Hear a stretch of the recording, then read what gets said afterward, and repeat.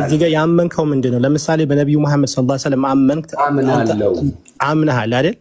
ያመንከው ነገር ትመሰክራለህ አትመሰክርም? አልመሰክርም። እንዴት ነው ያየኸው ነው መመስከር እንጂ ያመንከው ከምስክር ያመንከው ነገር አንድ ሰው ምንድነው ያመንከው ብሎ ቢጠይቅህ ምንድነው? ለምሳሌ አንተ በነብዩ አምኜበታለሁ እኮ ያመንከው ምንድነው? አዎ እምነቱ አምኜበታለሁ እኮ እምነቱ ምንድነው? ያመንከው አንድ አላህ እንዳለ ነብዩ መሐመድ ደግሞ የአላህ መልእክተኛ እንደሆኑ አምኜበታለሁ እኮ። አሁን እኔ እየጠየቅኩኝ ነው። አንተ ያ ነገር ያው እየመለስኩልህ ነው እኮ። ረጋ ለምን አትልም? እየመለስክልኝ አይደለም። አንድ አዳምጠኝ። አንዴ ሐሳቤን አታቋርጠኝ ብዬ አምናለሁ፣ ግን መመስከር አልችልም አልኩህ እኮ። አሁንም እዚህ ነጥብ ላይ ነኝ ያለው። ማመን አሁን ነገርኩ፣ ቆንጆ ነው፣ ችግር የለውም። መመስከር ነው ያልኩት እኔ እኮ እየጠየቅኩ እኮ ነው። አንተ ለምሳሌ ነብዩ መሐመድ የአላህ መልእክተኛ መሆናቸውን አምነሃል። እኔ አንድ ግለሰብ መጥቼ ምንድነው ያመንከው ብዬ ስጠይቅህ ምን ብለህ ነው የምትነግረኝ? እምነት ነው እኮ ያመንከው ነገር ትነግረኛለህ አትነግረኝም? ነገርኩህ እኮ። ስትነግረኝ እየመሰከርክ ነው እየመሰከርክ አይደለም ያለው? ነው አይደለም፣ እያመንኩበት ነው። ያመንክማ መጀመሪያ እኮ አምነኸዋል። ምን ሆነሃል? አንድ ነገር አምነኸዋል እና እኔ አምኜበታለሁ ብዬ ስናገርህና እዚች ላይ መስክር የምትለዋንና ለየብቻ ናቸው። አሁን እኮ እየጠየቅኩ እኮ ያመንክበት ነገር ይኸውልህ፣ ሲጀምር ረጋ በል። አሁን ቆንጆ ነጥብ ላይ መጠበታል በራስህ ጊዜ። አሁን ወደ ነጥቡ እስኪ እንመለስ። ይኸውልህ መጀመሪያ ሶስት ነገር አስቀምጭ ልመለስልህ ነው። መጀመሪያ ሶስት ነጥብ አስቀምጭ ይላሉ። በእስልምና ማወቅ ይቀድማል ከምን በፊት? ከማመን በፊት። ያወቅከው ነገር ደግሞ ምን ታረጋለህ? ያወቅከው ነገር እውነት ሆኖ ካገኘኸው ታምንበታለህ። ካመንከው በኋላ ደግሞ እምነትን ትመሰክራለህ። በልብህን ያመንከው ነገር በምላስህን ትመሰክራለህ። ያ ነገር ደግሞ እኛ ሙስሊሞች ደግሞ የምንከተለው ቁርአን ብቻ አይደለም፣ ቁርአንንም ሐዲስም እንከተላለን። ነብዩ ሰለላሁ ዐለይሂ ወሰለም እነዚህ አርካኑል ኢማንና አርካኑል ኢስላም ይባሉ አሉ። እነዛን ያስተማሩን ምን ብለን ነው ሃይማኖታችን መተግበር እንዳለብን። ያንን አሁን ሸሃዳ የምትለው ነገር አርካኑል ኢስላም ውስጥ ያለ ነገር ነው። እነዚህ አምስቱ መስፈርቶች በአላህና በነብዩ መሐመድ ማመን፣ ሰላት መስገድ፣ ዘካ መስጠት፣ ረመዳን መጾምና የቻለ ሰው ሐጅ እንዲያደርግ፣ እነዚህ አርካኑል ኢስላም የሚባሉ ናቸው። ያ ነብዩ ሰለላሁ ዐለይሂ ወሰለም በሐዲሳቸው ያስቀመጡት ናቸው። ያንን እስልምና ስትገባ በአላህና በእኔ ነብይነትን ማመንና መመስከር ያ ነው። ገብተዋል? የተቀመጠው ነገር እኛ እዚህ ጋር መተን ሩላ እናወጣ። ሁለተኛ ያንተ መቀበልና አለመቀበል አይደለም። ቆይ ሐሳቤን አስጨርሰኝ። ቆይ ሐሳቤን አስጨርሰኝ። መጀመሪያ መስፈርቱን አስቀምጭ ይላል። ከዛ በኋላ በውስጥህ አምነሃል። ለምሳሌ ነብዩ ሰለላሁ ዐለይሂ ወሰለም የአላህ ነብይ ናቸው ብለህ አምነሃል። ያመንከው ነገር ደግሞ ባቢሎን መጥቶ ቢጠይቅህ ምንድነው አሙን ያመንከው ብሎ ቢጠይቅህ ያመንኩትማ ነብዩ መሐመድ የአላህ የመጨረሻ ነብይ ናቸው ብዬ አምኛለሁ ብለህ እየነገርከው ነው። ኮንፈርም እያረከው ነው። ያ ኮንፈርም ያረከው ነገር ደግሞ መስክረሃል። ባል ጨርሻለሁ። አትርሳ። አሙን ያለው መሽከር ያለው አሙን አቤት። የሰዎችህ ኦርቶዶክስ ናቸው አይደል? ያኔ አዎ ከባድ ነው። በነገራችን ላይ እኔ ሐሳብህን እንትን ላደርገው እችላለሁ። በተለይ ለዘመኑ ወጣት ምንድን ነው ከታች ብዙ ነገር እያሉ ነበርም አስፈላጊ ሰው ነው። እንደው በእውነት በእድሜ ትንሽ እንትን ስላልክ እንጂ አባል አድርገህ ነበር። የ665 ዋና ፈላጭ ቆራጭ አድርገህ ነበር። ረጋ ብለህ እንትን እንድታደርገው ማለት ነው። ግን ችግሩ ምንድነው? ትንሽ ገፋ ብለሃል። ሐሳብህ ልክ ነው። ምክንያቱም ምንድነው ማርያም ጽዮን ለአምና አረጋዊ እየተባልክ ነው ያደግከው። ገብቶሃል? ስለዚህ እምነት አያስፈልግም፣ ሃይማኖት የሚባለው ነገር ትክክል አይደለም ብለህ ከዛ ምድር መውጣትህ እኔ እደግፈዋለሁ። ትክክል ነህ። ገብቶሃል አባባሌ? አንድ ሰው ቀዘን እንደዚህ ያደረገ ሆዱ ሲቆርጠው ነበረ። ከዛ ቀዘነና ሲቀዝን ደግሞ እንትን ገባበት እየተባለ የሌለ ተረት እየተነገረው ያደገ ጉድ ነው አባቴ። ኦርቶዶክስ እዴ ከመሰረቱ የኦርቶዶክስ ሳየው ሳሰላስለው ሳስበው በጣም በህዝብ የሚጫወት ያለ እምነት ካለ መጀመሪያው የኦርቶዶክስ እምነት እንዲፈርስ። ቴንኪው ገብቶኛል። አጨብጭብ ያለው ተቃዋሚ የኦርቶዶክስ እኔ አሁን እኔ የኦርቶዶክስ ታሪክ ላመጣልህ እችላለሁ። ኦርቶዶክስ ከጸናጽን ብቻ አሁን አንድ አድሬስ ልስጥክና ከዛ በኋላ እንጠቀስ ብለህ ሰርች ታደርጋለህ። የኦርቶዶክስ ጸናጽን አይተዋል? እጃቸው ላይ ይዘውት እንዲህ የሚያንከሻክሹት ይሄ ግብፅ ላይ ሰርች ካረክ ማአቲክ የሚል እምነት አለ። የግብፅ ኬሜቲክ የሚል የ42 ህግ የማአት የሚል አለ። አሁን ቲፒክሊ ከዛ ኮፒ እንደመጣ ወደ ኢትዮጵያ አሁን በዚህ ይገባኛል። ይሄ ጸናጽን የነ ፈርዖን መጸለያ የነበር የምርህን ነው? ከምር እኔ እልክልሃለሁ በኋላ ከፈለክ አድላርግና በኋላ እልክልሃለሁ፣ ታየዋለህ። አድሬሱ ምን ሁሉ እልክልሃለሁ። እሺ ከበሮው ብታይ በጊዜ የነበረ በማን ነው የሚሉት ንጉስ ኢትዮጵያ የነበረ እምነት የተቀበለው ኢዛና አብርሃ አጽብሃ ከኢዛና በፊት እንዲያውም አጠራሩ እግዚአብሔር አልነበረም የሚጠራው ኢየሃ ነው የሚባለው የነበረ በመጀመሪያው አጠራር ኢየሃ ይሉት ነበር። እዚህ የኦርቶዶክስ መጽሐፎች ላይ አሉ፣ ደብቀውታል እንጂ አለ መጽሐፍ ሁሉ ከነሱ ጋር። በሁለተኛው ደግሞ የመጣው የፈጣሪ ስም ጌታ ሰራዊት መሐረም ከእሱ ጋር ተያይዘው የነበሩ አሁን እነኚህ ካህናት የሚባሉት የመንፈስ እምነት የመንፈስ የእውቀት መንፈስ ካህናት አስተር የሚባሉ እስካሁን ድረስ ስነስርዓቱ ከበሮው ምኑ ከግብፅ ጋር ከኬሜቲስ እምነት ጋር አንድ ነው። ምንም የሚለያይ ነገር የለውም። ምንም መጽሐፉን ካነበብከው ምንም አይነት ልዩነት የለውም። ያ መጽሐፍ ደግሞ ምንድን ነው የሚለው? ከሞት በኋላ ህይወት እንዳለ ብለው የቀብር ስነስርዓታቸው ብታይ እነዚህ ኦርቶዶክሳውን ሰው የሚያደርቁት ለምንድን ነው? ለምን ታዲያ ፈርዖን ደግሞ ሰው ያደርቁ ነበር አለ። ለምንድን ነው ይህ ሁሉ ገዳማትና ቤተክርስቲያኖቹ የሀገር ሰው የስንት ዘመን የነበረ የደረቀ ሬሳ አላቸው? አሁን ልክ ነው። እኔ ሁሌም እቃወማለሁ። ሬሳ አምላኪ ነው ያልኩ። ያ ሬሳ መቀበር ነው ያለበት፣ አፈር ነው ወደ አፈር መመለስ አለበት እንጂ ደርቆ እንደዚህ ተንጠልጥሎ መቆም ምን ጥቅም አለበት? አይነሱ፣ አይንቀሳቀሱ። እሺ ገብቶሃል? አሁን ሰውን ለምንድን ነው እንደዚህ ሰውን ወደ ቆንጆ ነገር፣ ሰውን ወደ ትምህርት፣ ሰው አሁን ለሰው ልጅ ምንድን ነው የሚያስፈልገን? እኛ ትልቁ የሚያስፈልገን ነገር ሆስፒታል ነው። የለም ሆስፒታል አፍሪካ ውስጥ የለም። በቂ ሆስፒታል አፍሪካ ውስጥ የለም። በቂ ትምህርት ቤት አፍሪካ ውስጥ ግን በቂ መስጊዶችና ቤተክርስቲያኖች የሀገር ታያለህ። አፍሪካ ውስጥ የሀገር ሌሎች ሀገር ላይ ከሄድክ እነኚህ አታያቸውም፣ በብዛት አታያቸውም። ከአፍሪካ ውጭ ከወጣክ በብዛት አታያቸውም። እነኚህ ሁለቱ አንድ ብቻ ሳይድ ነው የምታየው። አሁን እነኚህ አፍሪካ ውስጥ ብታያቸው በብዛት አሉ። ሰውን ወደ ቁልቁል የሚደፉ እምነቶች እንጂ ሰውን ወደ ላይ። አሁን ወንድሜ እዚህ ጋር ምንድን ነው አንዴ ልጨርስ። እምነት አይደለም፣ ስለ እምነት አይደለም የምናወራው። እምነትማ አስፈላጊ ነው። ለምን መሰለህ? የሰው ልጅ ቆይ ችግር የለውም። ያንተ ሀሳብ ነው፣ እኔ እቀበለዋለሁ፣ አከብረዋለሁ። ምክንያቱም ብዙ የሚጠቅም ነገር እያወራ ስለሆነ ብዙም እንትን የለኝም። እምነት አስፈላጊ ነው። የሰው ልጅ የሚታነጸው በእምነት ነው። የሰው ልጅ ስርዓት የሚኖረው በእምነት ነው። ትዕግስትን የተማረው ከእምነት ነው። ማለፍን የተማረው ከእምነት ነው። ሕግን ቀድሞ የተደነገገው በእምነት ነው። ፍርድን የተደነገገው በእምነት ነው። በደልን የተቃወመው እምነት። ብዙ ነገር ብዙ ትርፏት አለው እምነት። መጨረሻ ላይ ደግሞ ያው ምንድነው ሙቶ መነሳት የሚባል እንትን ስላለ የዘላለም ሕይወት የሚባለው ነገር ደግሞ እንትን አድርጎታል፣ መንድቶታል ማለት ነው። ስለዚህ መቃወም ያለብህ ምንድነው? በእምነት ስም የሚደረጉ አላስፈላጊ ሆኑ እንዳናድን፣ እንዳንሰለጠን፣ እንዳንለወጥ አስረው ጨፍግገው የያዙን ኋላ ቀር የሆኑ እንትኖችን አሉ። አሁን በዓላት የሚባሉ ነገራቶች አሉ፣ መቅረት አለባቸው። አንድ ሰው ምንድነው እንትኑን ፈጣሪውን እያመለከ መስራት ይችላል እኮ።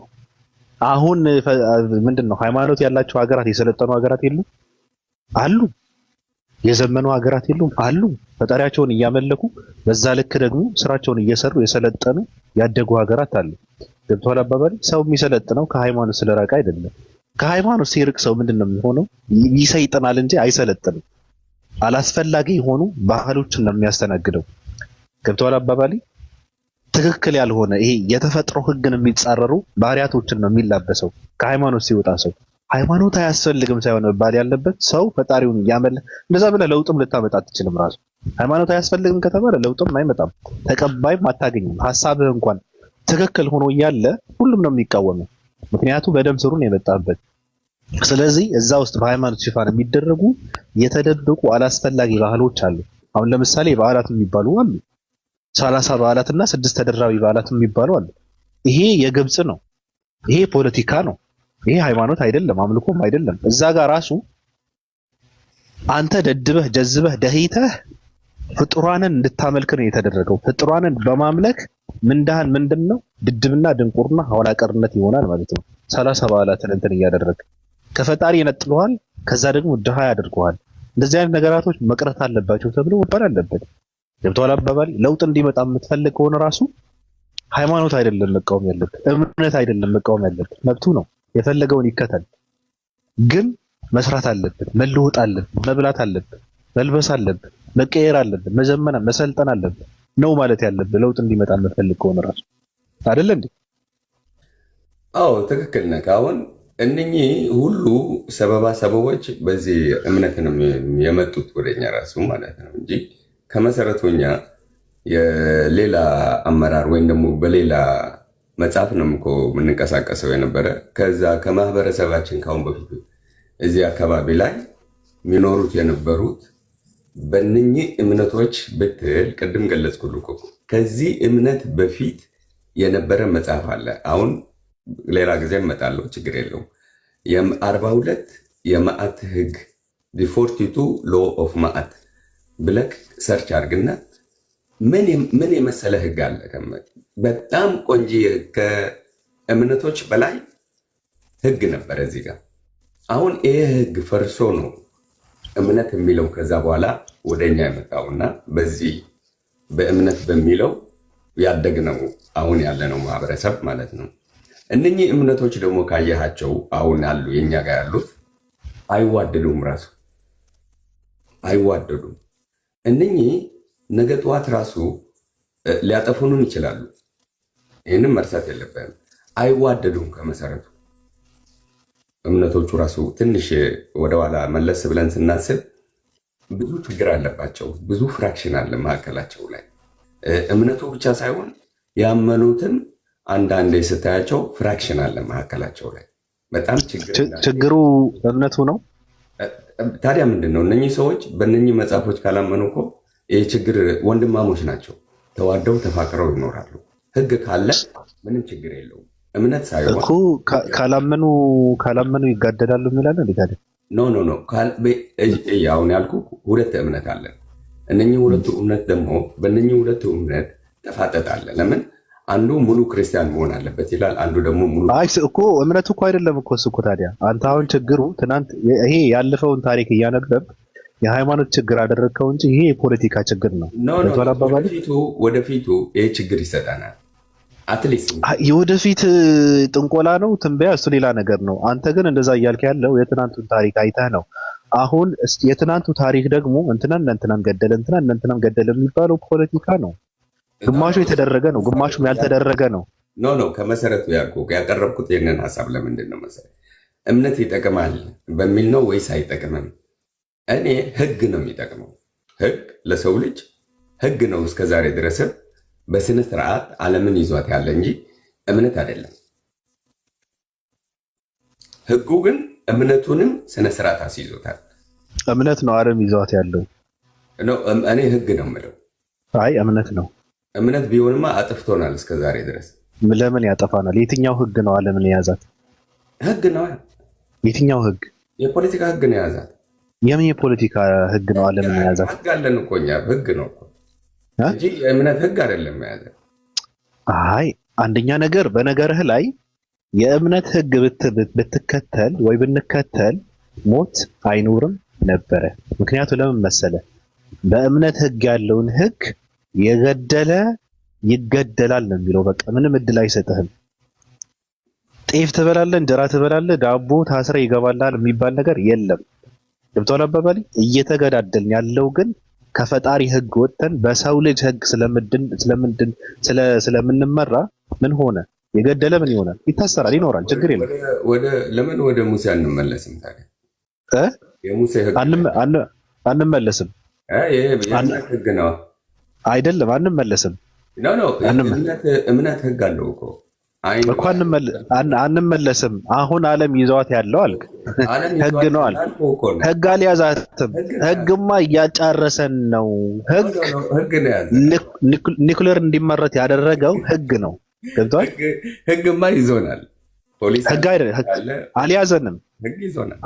እንደውም እየጠፋን ያለ ነው ከፈጣሪ ህግ ወጥተን የሰው ልጅን ህግ ስለምንከተል ነው። የኔ ሀሳብ ነው። ገብቷል አባባሌ?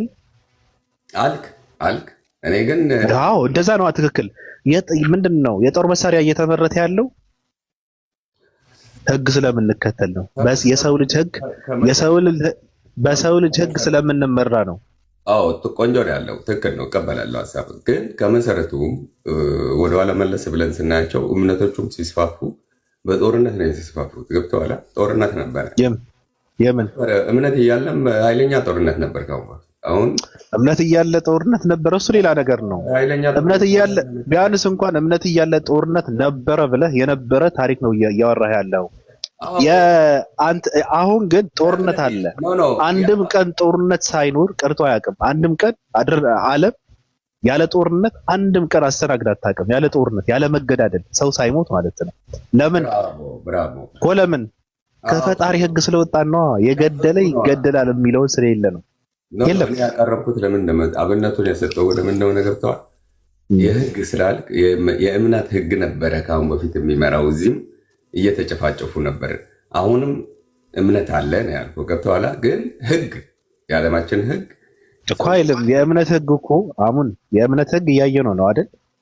እያየነው ነው። ያለምንም ነገር ግደል አይልም።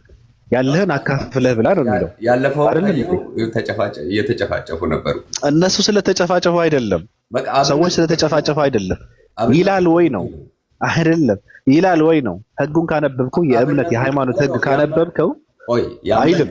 አሁን ያመነ አሁን ራሱ አሉ እኮ ክርስቲያን አሉ፣ ሙስሊም አሉ፣ ምን አሉ፣ እምነቶች አሉ፣ የሀገር እምነት አለ። ግን ያመኑት ራሳቸው ናቸው የሚጠሩበት። እምነቱን ያመኑት ራሳቸው ናቸው ደግሞ የታጠቁት። የለም አልኩህ እኮ አሁን ሃይማኖቱ ወይም እምነቶች ሰው እንድትገድል አያዘም አለ። ህጉ እንደዛ ይላል። ሰዎች ገደሉ አትበልኝ። እሱ ሰዎች ናቸው ያደረጉት። ህጉ ይላል ወይ አይልም? ያመኑት ናቸው እኮ እነሱ ህጉን አንብበው ያመኑ መሳሪያ ታጥቀዋል። እሱ ሌላ ነገር ነው እና ሌላ ነገር ነው እኮ ነገርኩህ እኮ። አለመገዛት አልኩህ እኮ። አለመገዛት ለህጉ አለመገዛት ነው እኮ እያልኩ ያለሁት። እነሱ ሰዎች ህጉ አትግደል ይላል፣ እነሱ ግን ገደሉ። ህጉ አይደለም ስለዚህ ገደሉ ያለው።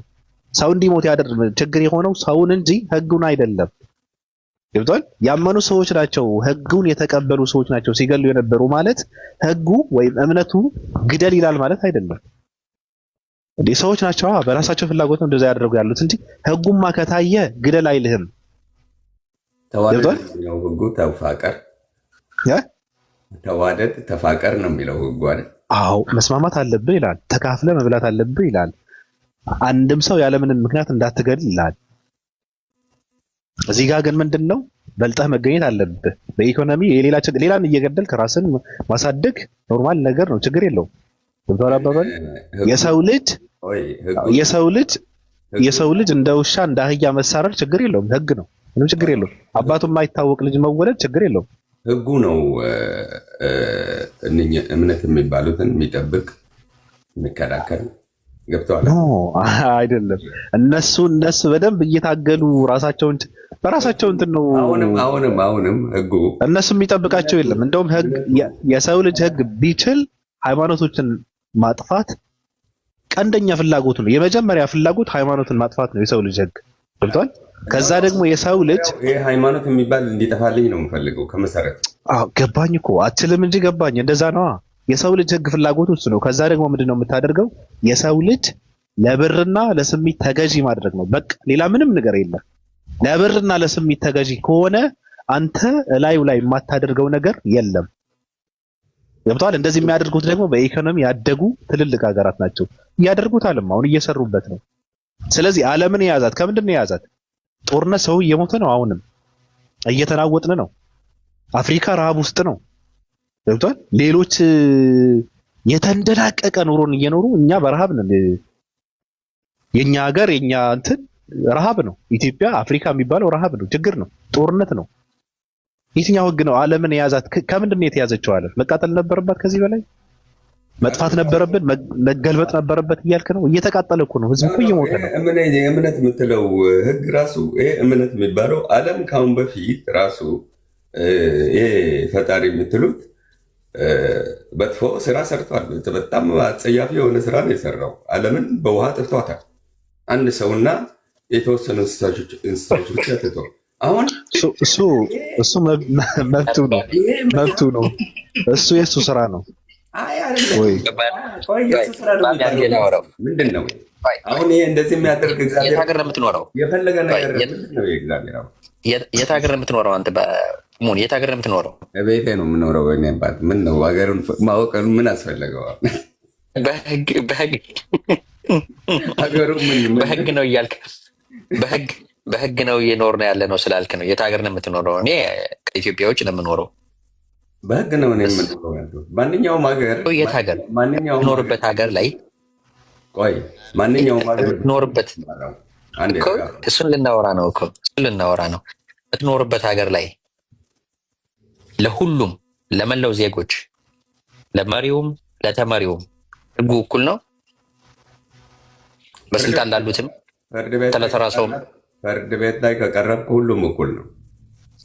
ፍርድ ቤት ላይ ከቀረብክ አይደለም የጠየቅኩ እኩል ነው። እና ፍርድ ቤት ውስጥ ነው የምትቀበለው። ተይዘህ ትመጣለህ። ፍርድ ቤት እኮ ከመቅረብህ በፊት ዜጎች ፍርድ ቤት እኮ የሚቀርቡት ጥፋተኛ የሆኑ ሰዎች ናቸው አይደል እንዴ? እና ካላጠፋማ ወደ ፍርድ ቤት ምን አለ የሚያስቀርብ እኮ? ህግ እኮ የሚሰራው ጥፋቱን ከመከሰቱ በፊት ነው ህግ የሚሰራው። እናንተ አሁን በህግ እንተዳደራለን ብለን ስንል እንደ ሀገር ዜጎች ማድረግ ያለብንንና ማድረግ የሌለብንን ለይተን ስናቅ ነው አይደል እንዴ? አባቴ አንዲት ሀገር ህግ ካላት በሰላም መኖር ከቻልክ እዛች ሀገር ህጉ በስነስርዓት እየሰራ እንደሆነ በደንብ አድርጎ ይገባል። ገብተዋል። በሰላም ካልኖርክስ ህጉ እየሰራ አይደለም በስነስርዓት። ህግ የላትም ሀገሪቱ ማለት ነው። ስለዚህ አሁን አንተ የት ሀገር ነው የምትኖረው? በሰላም እየኖርክ ነው? በሰላም እየኖርክ ነው። አንተ ብቻ ነው በሰላም የምትኖረው ወይስ መላው ነው? ከጫፍ እስከ ጫፍ ነው? መላው በሰላም እየኖረ። በቃ እኔ ጨርሻለሁ። ሊቀጥል ተስላ አይ ይበቃናል። ራሱ መጨቃጨቅ እንዳይሆን ብለን ነው አይደለም። እኔ ማለት እነሱ እየሸሹኝ ነው። እያየክ ነው ራስህ ነው ሪያሊቲውን መጋፈጥ ስላልቻልክ ነው። አሁን ሲጀምር ራሱ የምታወራው ነገር ራስ ኮንትራዲክት ነው የምታደርገው። ለምሳሌ አሁን ቅድም ስለ ዮሐንስ ብለህ ስታወራ ነበር። ዮሐንስ በነበረበት ጊዜ ስለነበርክ አይደለም ዛሬ ላይ ሆነ ዮሐንስ ያደረገው ነገር ስትመሰክር የነበረው። ቅድም ምስክር ባልነበርክበት ጊዜ እንዴት ታወራለህ ስትል ነበር። ራስ የምታወራ ይጋጫል። ሁለተኛ ነገር ደግሞ ኢትዮጵያ ሁላችንም ኢትዮጵያውያንን እና ኢትዮጵያ የምትመራው በባይብል ወይም በሸሪያ ነው ወይስ በመንግስት ህግ ነው የምትመራው? በመንግስት ህግ ነው የምትመራ። ስለዚህ በመንግስት ህግ የምትመራ ከሆነ ሃይማኖት ምን አገባውና ነው? ሃይማኖት ለምንድን ነው ብሌም የምታደርገው? ብራቮ። አሁን ሃይማኖት የመጣው በምን ምክንያት መሰለህ? የእምነት ህግ ይሻላል ወይስ ደግሞ ያለንበት ህግ? አሁን እንደዛ እኮ የምትለው እኮ አገሪቷ መተዳደር ያለባት በሃይማኖት ህግ ነው የሚል ተንቀሳቃሽ ሲኖር ነው። አሁን ዛሬ ላይ ሆነን ባለንበት ሀገር ላይ አገሪቱ ልጨርስልህ። አገሪቱ የምትመራው መንግስት ባወጣው ኮንስቲቱሽን ወይ ህገ መንግስት የምትመራ ከሆነ የሀገሪቱ መውደቅና ወይም የሀገሪቱ መነሳት ሃይማኖት አራማጆች ለምን ብሌም ታደርጋቸዋለህ? በባይብል አትመራም፣ በህግ አይደለም፣ በባይብል ባስቀመጠው ህግ አትመራም፣ ወይም ደግሞ ቁርአን ወይም በሸሪያ ህግ አይደለም እየተዳደርክ ያለው። መንግስትን ያዋጣኛል ብሎ ከሌላ ከዌስተርን ዓለም ከየትም ቦታ ባመጣው ህገ መንግስት ላይ ትተዳደራለህ፣ ትኖራለህ። ስለዚህ የሀገሩ መውደቅና መነሳት ሃይማኖቶቹ ለምን ብሌም ታደርጋቸዋለህ? ብራቮ። እሱ አይደለም የነበረው ጥያቄው። ግን ጥያቄውን ካመጣው ሃይማኖትን ብሌም ያደረግነው በሌላ ነው፣ በህጉና በህግ መሰረት አይደለም። ነው ቅድም ስታወራ የነበረው። ለምሳሌ ሌሎቹ ሀገሮች ዌስተርን ዓለም ብታይ ብዙ ነገር አለ፣ ወይም ኢትዮጵያ ወደ አፍሪካ ብታየው በብዛት የተያያዘው በመስጊድና በቸርች ነው ስትል ነገር አለ። በሱ ብሌም ያደረኳቸው አፍሪካ ውስጥ ያሉት ህዝቡ መመዝመዝ ብቻ ሆኑ። አሁን በክርስቲያን ብታይ በአንድ ኢየሱስ ክርስቶስ እያመኑ ስንት ሺህ ቤተክርስቲያኖች አሉ። ችግር የለውም እኮ ያንን ሃይማኖት እንዴት ነው ችግር የሌለው? ችግር የሌለው ለመሰለህ እነሱ ስርዓት የሌለው እምነቴ ነው ብለው እስካራመዱ ድረስ መንግስትን ያስቀመጠውን ህገ መንግስትን እንዳለው እስካላሉ ድረስ የሀገሪቱ እኮ አልተቃወመ። ህገ መንግስቱ እንደፈለግኩን ብለዋል እኮ የሀገሪቱ ላይ በኢትዮጵያ ላይ ሆነ ከመጣን ህገ መንግስቱ ከተወክ ግን ከቆመ ሌላ አካል ከሌላ መጥቶ ሊያጠቃ ከሆነ አንድ ሰውም ሄዶ ወደዛች የሚሰግዳት የለም። ሰላም ከሌለክ ማለት ነው። የምታወራው ነገር እኮ ምንም ሴንስ የማይሰጥ ነገር ነው። ሪል እውነት ሀቅ ስለሆነ ነው እኮ የምትመራው ኢትዮጵያ በባይብል ወይም በሸሪያ ነው የምትተዳደረው። ብዙ ሰዎች በባይብል እንድትመራ፣ ብዙ ደግሞ በሸሪያ እንድትመራ የሚፈልጉ አሉ። ፍላጎት ችግር የለውም። አንተም ደግሞ ሃይማኖት እንደሚጠፋ እንደምትፈልግ ሁላ የሌላ ቅድም እኮ ባቢሎን እኮ አስቀምጦልሃል። የአንተ ሀሳብ እንዲከበርልህ የሌላ ሰውም ሀሳብ ማከበር አለብህ። የአንተ ሀሳብ ሃይማኖት እንዲጠፋና ሰው እንደፈለገ ልቅ እንዲሆን ከሆነ ሌላውን ደግሞ አላልኩም ወይዘር መንግስትን ባስቀመጠውን ህገ መንግስት ኦኬ። ስለዚህ አንተም መንግስት ባስቀመጠው ህገ መንግስት አገሪቱ እንዲተዳደር የምትፈልግ ከሆነ ሌሎችም ደግሞ የራሳቸው ሀሳብ ቢኖር የአንተ ሀሳብ እንዲከበረል የሌላ ሰው ሀሳብ ማክበር አለብህ። ያ ቅድም ባቢሎን ዘግቶልሃል። አሁን ላይ ሆኖ ምንም አላልኩም። ይሄ የምትለው ያለው ቅድም እኔና ባቢሎን ተስማምተን ጨርሰናል። አሁን ለምንድን ነው የምታመጣው? እኔ ገርሞኛል ነው ያመጣሁበትና ሀገራችን ኖ እኛ ነጥቡ ላይ ያለ የእምነት ህግ ቢመራን ይሻላል ወይስ የአሁን መች ነው እንደዛ ተብሎ ባቢ እንደዛ ብላ አውርታል እንዴ? ቆይ አንተ እኮ ነው የኢትዮጵያ የሀገራችን ዓለም የጸናቸው ነው ያለው። የሀገራችን መውደቅ ሰዎችን በሃይማኖት ስለሚመሩ ነው አልክ። ሰዎች ደግሞ ቆይ አዳምጠኝ። ሰዎች ደግሞ ሃይማኖታቸው የሚያራምዱት የራሳቸው ምርጫ ነው። ማንም ሰው የፈለገ ሃይማኖት የማራመድ አለበለዚያ ደግሞ ያለማራመድ ደግሞ መብት አለው። ያ ሰብአዊ መብቱ ነው። ከፈለግ ሃይማኖት ትከተላለህ፣ ካልፈለግ ትተዋለህ። ዞረህ ግን በምትኖርበት አገር ግን መንግስት ባወጣው ህግን ትተዳደራለህ። አገራችን ኢትዮጵያ በባይብልም አይደለም ወይም በቁርአንም በሸሪዓም አይደለም የምትተዳደረው መንግስት ባወጣልህ ህገ መንግስት ትተዳደራለህ። ገብቶሃል? የአገር መውደቅም ሆነ መነሳትን ተጠያቂው መንግስት ወይም ፖለቲካ ነው እንጂ አንተ እዛ ጋ አገሩ ድሃ ስለሆነ መታ ሃይማኖት የምትወቅስ ከሆነ ይሄ የራስ ችግር ነው እንጂ የሌላ ሰው ችግር አይደለም። ስለዚህ የመንግስት ችግር ወይም የአገሩ የኮንስቲቱሽን ችግር ከሃይማኖት ጋር አትጠለል። ገብቶሃል? ህይወትን መቀየር ከፈለህ ሃይማኖት አልከለከለህም። የትም ቦታ ላይ ሄደህ ህይወት መቀየር ትችላለህ። አገርህም ላይ ደግሞ ሰርተም ጥረህን ግረህም መኖር ትችላለህ። ያ ነገር ሲያቅትህ ደግሞ ሃይማኖት ነው ብለህ የምታላክ ከሆነ ዳርስ ሾው ዩር ዊክነስ ነው እንጂ የሚያሳየው ሌላ ነገር አሳለም። ጨርሻለሁ ባቢ። አመሰግናለሁ። ቆንጆ ሀሳብ ነው የሰጠን። በጣም ቆንጆ ሀሳብ ነው የተሰጠን። አሁን እኔ ደግሞ መብት ስላለኝ ስለተውኩት ስተወው ደግሞ ስላወቅኩት እነኚህ የራሴ ማህበረሰብ ደግሞ ስለሆኑ አንተ አንድ ብቻ ነህ። ስንት ሚሊየን ግን በእውር ሳያነብ ምንም ነገር ሳያቅ ነው የሚንቀሳቀሰው ያለው። እንዲያቅ እንዲማር ከቤተክርስቲያንና መስጊዶች ሆስፒታልና ትምህርት ቤቶች እንዲሰሩልኝ ያልኩኝ ያለሁት እኔ ነኝ። ይሄ ብር የሚሰበሰበው በመንግስት አስተዳደር እንዲሆን ማንኛውም እምነት ብር ሊከፈለው ከሆነ የግድ በአስተዳደር በህጉ አስተዳደር ባንክ ሂሳብ መግባት አለበት። ያ ብር ደግሞ እነኚህ ሰዎች ከሚጫወቱበት እንደኛ ሰዎች ናቸው እንደኔና እንዳንዳት ከሚጫወቱበት በስነ ስርዓት ደሞዛቸው እየተሰጣቸው የቤተክርስቲያንና የመስጊዶች ብዛት እንዲቀንስ ይሄ ቤተክርስቲያኖችና መስጊዶች እንዲቀነሱ ገብተዋላ። ከበዙ ራሱ ጫጫታ ነው። ምንም የሚሰራለት ነገር የለም። ቄሶች በበዙበትና ኢማሞች በበዙበት አይደለም እምነት ወይም ደግሞ ወደ ሰማይ የምትሄደው ወይም ደግሞ ሀገሪቱ የምታድገው። አሁንም ደግምልሃለሁ፣ ይሄ ብር ሁሉ በአስተዳደር ላይ ይግባና እምነት ኦኬ ሊባልም ይችላል። ይሄ ብር ግን በምዕመናን እጅ ሂሳብ ከሆነ አሁንም እልሃለሁ እኔ አንደኛ ነኝ፣ የእምነት ተቃዋሚ ነኝ። ህዝብ እየተረገጠ ነው። ህዝብ ወደ ቁልቁል እየሄደ ነው። ህዝብ እንዳይማር አይኑን እየተሰወረ ነው። ከዚህ እምነት በፊት ብዙ እምነቶች ነበሩ፣ በተቃዋሚነት ቆመዋል። ካሁን በፊት በታሪካችን ላይ ይሄ እምነት ደግሞ በነበረው ታሪክ ነው የነበረው። አሁንም ታሪክ ነው እንጂ እምነት አይደለም። ስናየው ማመን ችግር የለውም ማለት ምዕመናን የሚያደርጉትና በጣም ነው የምንቃወመው። ምዕመናን ናቸው እምነቱ። ምዕመናኖቹ ከሌሉ እምነቱ የለም። ይሄ ሊገባ ያ ነጥብ ደግሞ በደንብ አድርጎ ይገባል። ምዕመናኖቹ ናቸው እምነቱ። ምዕመናኖቹ ከተሳሳቱ እምነቱም ይሳሳታል። ስለዚህ ምዕመናኖቹ ከቆሙ ወይም ደግሞ ከታሰሩ እምነቱም ይታሰራል። ሰው ቤት ውስጥ መጸለይ ይችላል። ቤተክርስቲያን ውስጥ ወይም ደግሞ መስጊድ ውስጥ ከተከለከለ እምነት ተከለከለ ማለት አይደለም።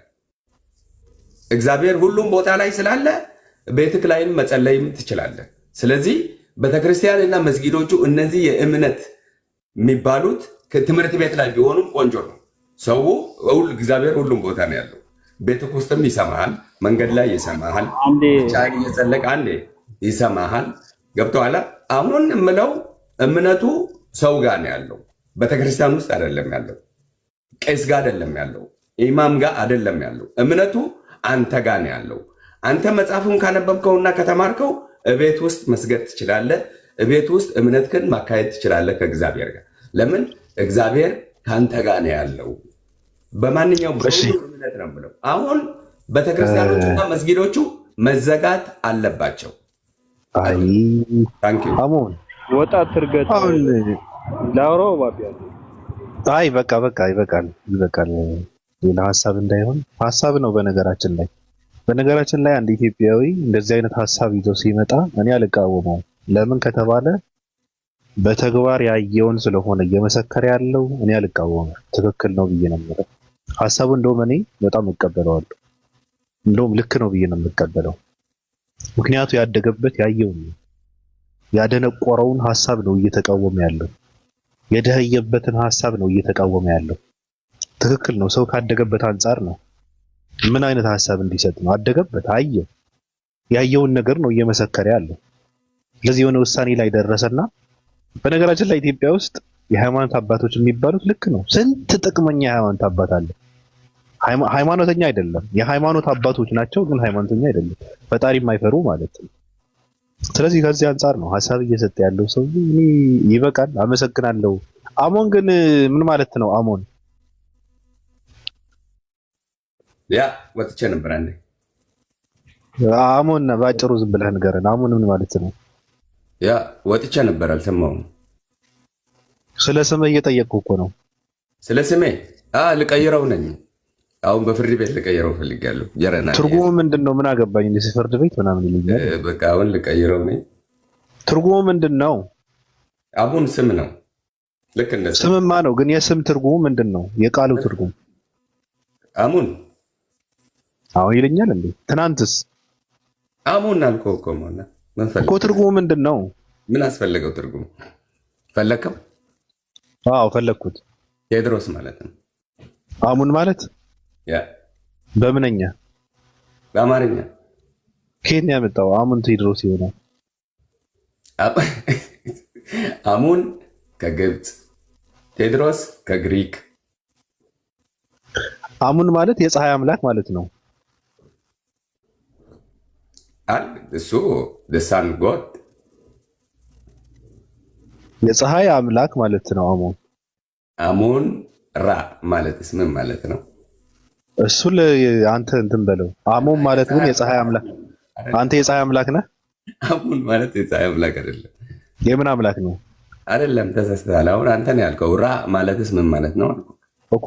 ምን አገባኝ? ምን ማለት ነው? እሺ ትርጉም ንገረን። እና የፀሐይ አምላክ እንዳልከው ነው። የፀሐይ አምላክ ማለት ነው እንዳልከው ይሁንልህ። የፀሐይ አምላክ እኔ ትልቅ ሰው ብዬ ነው በዚህ ልክ ያከበርከው። እኔ በነገራችን ላይ አጀዝም እና እኔ ገርሞኛል እኮ አሁን አንተ ምንድነው የሚገርመው? ስትጠየቅ እኮ ነው መመለስ ያለብህ። ኖ የፀሐይ መጀመሪያ እኔ ስማ ስቅጥና እንዳለ የተረዳሁት መጀመሪያ ላይ ድድብናን በሳቅ ለመሸፈን ስትሞክር ነው። ኖ አሁንም አትሳደብ። ቅድም ብዬ ነበረ መብቴ ነው እሳደባለሁ። አትሳደብ እኮ እኔ መብቴ ነው እሳደባለሁ። ለምን ክልክል ነው መሳደብ በህገ ሰው? ለምንድን ነው የምትሳደበው? ንገረኝ እኮ። ክልክል ነው ወይ? ክልክል ነው። የስድቡን ጥቅም ንገረኝ እኮ። ክልክል ነው ወይ? ክልክል ነው አይደለም። ህግ ይከለክላል። ህግ ይከለክላል ወይ? እሱ ንገረኝ መጀመሪያ። ኖ ጥቅምም አለው። በደንብ ተሳደብሽ። ተሳዳቢ እኮ እየነገርኩህ እኮ ነው። አንተ ደንቆሮ ህግ ይከለክላል ወይ? አይከለክልም። አይከለክልም። ስለዚህ ደደብ ነው ማለት ነው። መሀይም አይከለክልም። በደንብ ተሳደብ፣ ችግር የለውም። ስድብም ጥቅም አለው እኮ።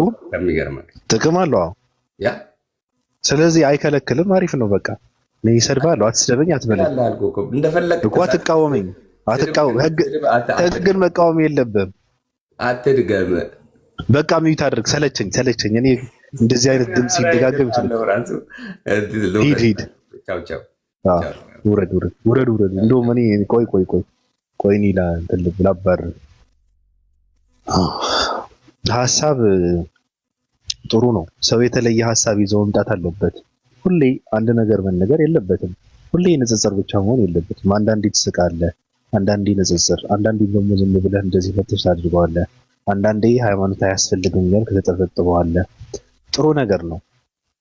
እኔ ቶሎ ነው የምቀበለው፣ እረዳቸዋለሁ። ከምን አንጻር እንደዚህ እያሉ እንዳሉ እነዚህ ሰዎች አውቃለሁ።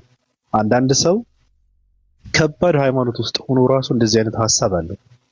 ለምን ከተባለ ቶሎ ስለተረዳው ችግር እንዳለ ይረዳል።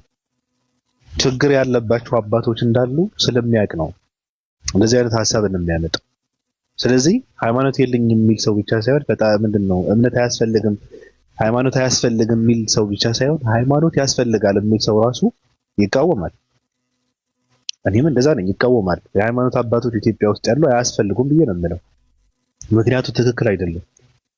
እነሱ ስለጠመሙ ሰው ሊያስተካክለው አይችልም። እነሱ መመራትም የማይገባቸው ሰዎች ናቸው ብዬ ነው የምለው።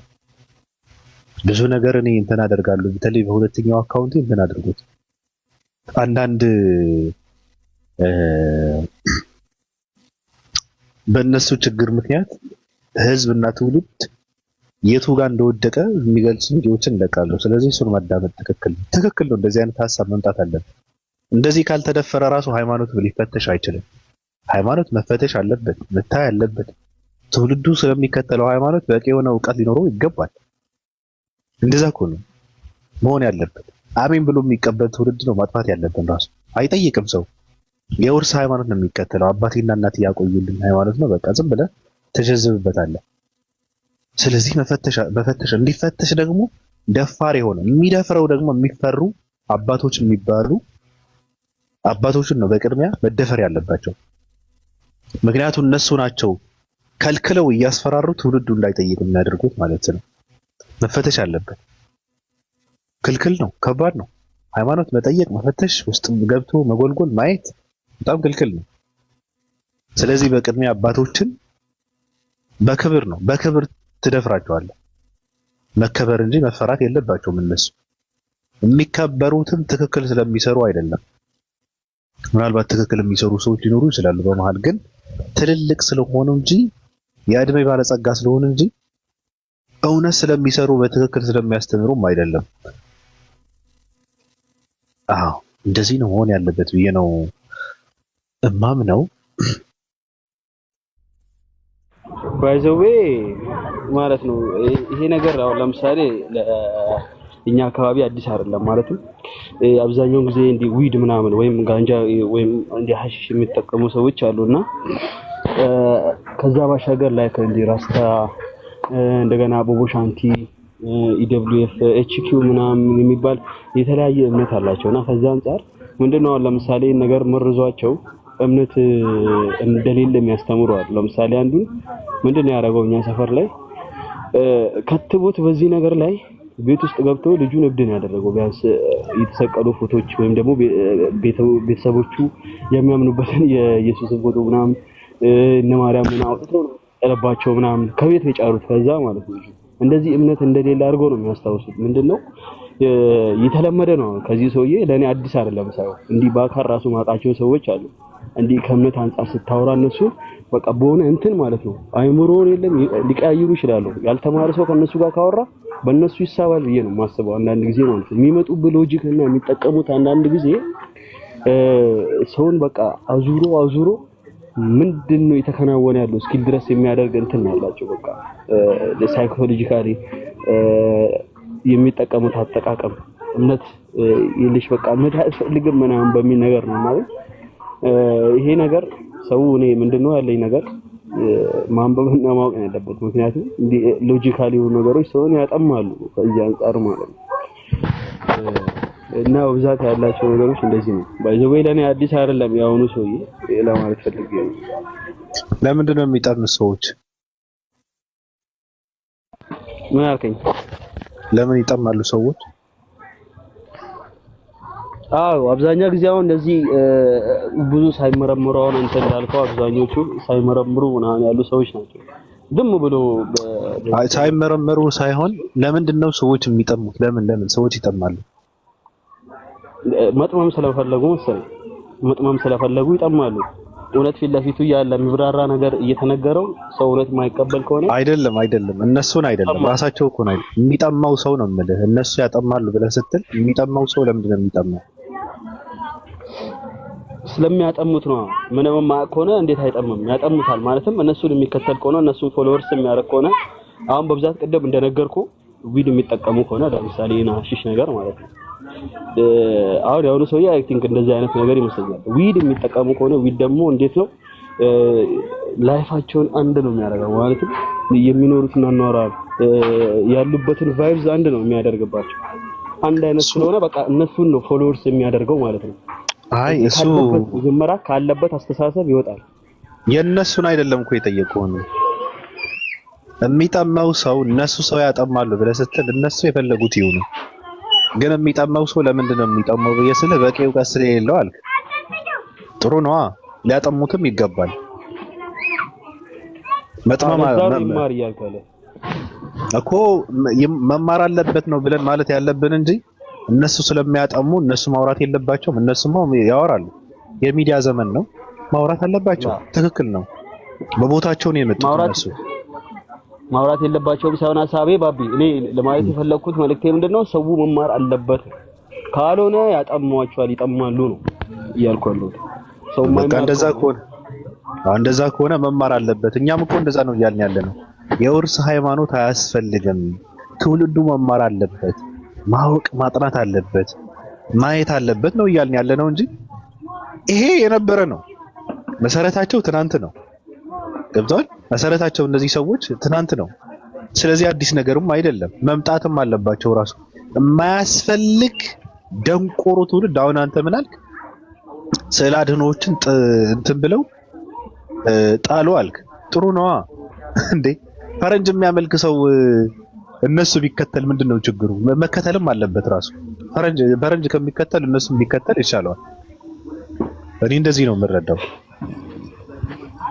አዎ አይ በዛ አይነት በብዙ አይነት መንገድ የሚያጠቡበት መንገድ አለ ነው። አሁን አብዛኛው ጊዜ ምንድነው ሰው አይማርም፣ የተማረው ምን ላይ ነው የሚጠመዱት እንደዚህ ላይክ ሱስ በዛ ላይ ምንም እምነት ጸረ እምነቶች ማለት ነው። እምነት የለም ብሎ የሚያስብ ይነጋል፣ ይመሻል፣ ይበላል ወይም ይጦዛል። በቃ እንደ በግ የሚነዳ ሰው አለ ማለት ወይም እንደ እንስሳ የሚኖር ሰው አለ። ስለምንም ነገር የማይጨንቀው አለ ወይ የለም ብሎ የማያስበው ሰው አለ። ይማር ሲባል ሁሉ ነገር ከፊት ለፊቱ፣ በዛ ላይ እንደዚህ በሰፋ ቴክኖሎጂ ትምህርት ፊት ለፊቱ ቤቱን እያንኳኳ እውቀት ቤቱን እያንኳኳ የማይፈልግ ሰው አለ። እንደዚህ አይነቱ ሰው ይጠማለው በደንብ ይጠማን ማለት ነው። ምክንያቱም መጥመሙን ፈልጓል። አለማረም ከሆነ መጥመሙም የራሱ ጉዳይ ነው ማለት ነው። እሺ ሰዎች መግባት ትችላላችሁ። ዝም ብለን ተጨባብጠን አይ አትሸውደን ዳጊ።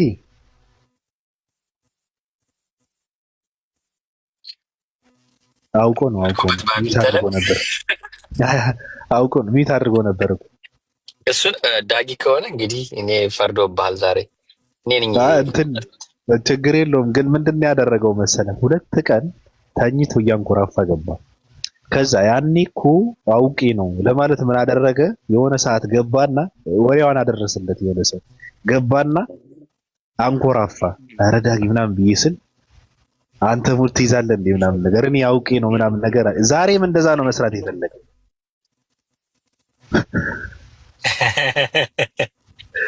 አሃ 2 ቀንማ ተዋርደሻል። አልጋ ሳይያዝ አይታኛም። እዚህ እቃ መያዝ አለበት። አረ ያኔ እኮ ባቢ እንኳን እኔ ነበር ያስወረድኩትና እንኳን ማስወረድከኝ። እኔ ምንም ማውቀው ታሪክ አልነበረ። እንዴት ነው የገባሁት ሁላ ሲለኝ ነበር። እንደዛ ነበር መግባት ሁላ አላወኩም። ዛሬ ትንሽ ጉንፋን ይዞኝ ነው መግባት ሁላ አላወኩም። ማስወረድከኝ ሲለኝ ነበር።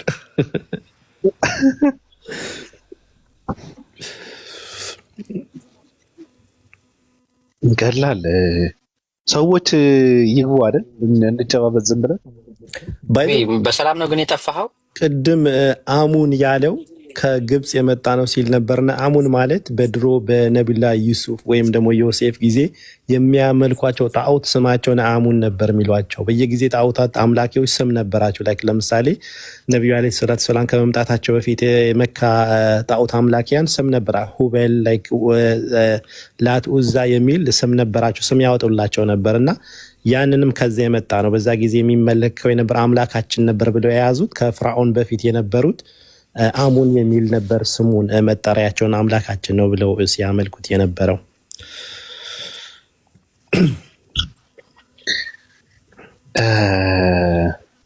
ብዙ ነገር ሊኖር ይችላል። ሰው ግን የፈለገውን ይከተለ ብዬ ነው። አይ እንደው ነገር ብዬ ነው። አይ ነገሩ ስረዳውን ካደገበት ከወጣበት አንጻር ነው እንደዚህ አይነት ማንነት የሚለበሰው ነው። ልክ ነው ብዬ ምን አንደው ራሱ ልክ ነው። ያው ያደገበት የነበረውን ትሮማ ያለውን የኖረበትን ነገር ነው መጥቶ እዚህ ጋር የዘረገፈው ኤክስፕረስ ያደረገው። ከዛ ነገር መውጣት መላቀቅ እኮ በጣም ትልቅ ነገር ነው ባቢ። ቆራጥነትን ይፈታል። ከዛ በኋላ ያንተ መላቀቅ የኛ መላቀቅ ሳይሆን ሌሎችን ደግሞ ቢላቀቁ ብሎ መናገር ደግሞ ይሄ ደግሞ ሌላኛውን ነገር ነው። ምስልህን እያሳየህ ራስህን እያሳየህ ደግሞ ማድረጉ ደግሞ የበለጠ ደግሞ እንትንነት ነው ነው። ቅድም እንዳልከው አባል ቢሆን እያልከው ነበር እና ቢመዘገብ እና ቢመላለስ ጥሩ ነው። ብዙ ነገሮችን ናይ ትልቅ ሰው ያወራል። ትልቅ ሰው ነው እና አገልጋይ ወጣት አገልጋይ ነው የሚያስፈልገው እያልክ ነው። በጣም አዎ ወጣት ተሎ ይከንፋል እኮ ተሎ እንትን ይላል። ሐሳቡን የሆነ ሰዓት ላይ ሊቀይር ይችላል። ሸምሞት ባቢ የሚፈልገው የሚላክ ነው እንጂ የሚልከው አይፈልግም እኮ። እዛ ላይ የሰው እጥረት ያለብን እኛ በዘይቶች በኩል ነው። ታውቃለህ ምን አይነት ሹመት ነበር ልትሰጠው የነበረው? ደግሞ ፈላጭ ቆራጭ አድርጋለሁ። ከሴቶች ግን በጣም ታማኝ አገልጋይ እንዳለ ታውቃለህ? በጣም ማለት ነው በጣም ታማኝ አገልጋይ አለ። ሴቶች? አዎ። ማንና ማን ልትለኝ ነው? ይበዛ ታማኝ። አሁን ሊዱ ልትል ነው? ከሊዱ የበለጠ ታማኝ ማንም የለም። ተው ሊዱ እኮ መሰክራለሁ።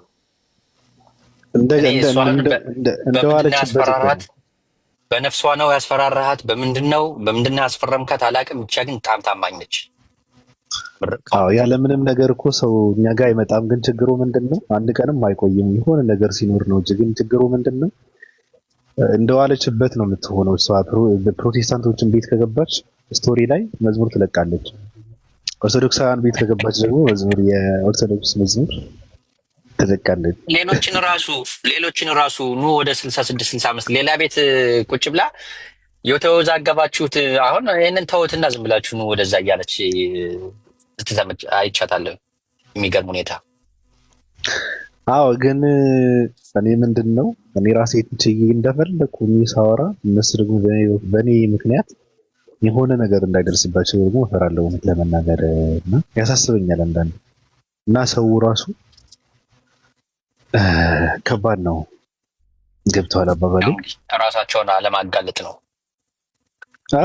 የሚተዋወቁ እንትን ስለሆኑ ደግሞ በጣም ከባድ ሊሆንባቸው ይችላል። ከዚህ በፊት የሚያውቋቸው እንኳ ራሴን የቻልኩ ሰው ነው፣ ምንም የሚፈጠር ነገር የለም። ግን በእኛ ምክንያት ደግሞ ብዙ ነገር ሊደርስ ይችላል ራሱ ያሳስባል። ደህና ነህ ግን? እንደው ደህና ነኝ። አንተ ጠፋህ እኮ ምንድን ነው? እኔ አለሁ አልጠፋሁም። እንገናኛለን እኮ ጮኛ ፍለጋ ላይ ነኝ እኔ አሁን ማግባት ስለምፈልግ እና አሁን ለአንተ ጮኛ ጠፋ ነው? አይ እብድ ሴት ነው የምፈልገው ልክ እንደኔ የሆነ ቦታ ላይ ላይቭ ከብታ ወደ 665 ትውልድን የምታሸሽ ነው የምፈልገው። እና ጠፋ ነው እንደዛ የሚያደርግ ጠፋ ነው እያልከኝ? አዎ በጠንክሮ የሚሰራ በቃ እስከ ኢትዮጵያዊ የሚባሉ ሁሉ ወደኛ እስኪመጣ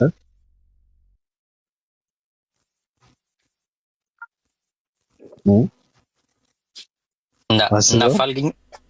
እኔ ደግሞ ያላበደች ቢሆን ይሻላል። ከመጣች በኋላ ማበዷ ስለማይቀር አብዳ መጣች ከሆነ ደብል የሆነ ከባድ ነው። ሰዓት ነው የሚፈጠር። መጀመሪያ ያላበደ ከዛ ታሳብዳለህ። አስበዋል። ለማሳበድ እኮ ብዙ ጊዜ ይፈጃል ማለት በጣም ከባድ ነው። መጀመሪያ ታሳብዳታለህ፣ ከዛ ደግሞ ፈወስ የሚባል ነገር አለ። ከባድ ነው። እስክታረጋጋት ደግሞ ሌላ ቀውጢ ነው።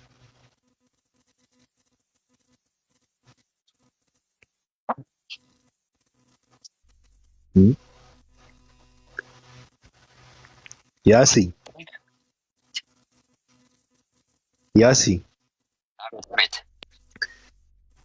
በእድሜዋ በእጥፍ የምትበልጥ ሴት ማግባት ችግር አለው? ችግር የለውም። ምን ችግር አለው? የምረን ነው። አሁን የ25 ዓመት ከሆነ አንድ ወጣት የ50 ዓመት ሚስት ማግባት ችግር የለውም?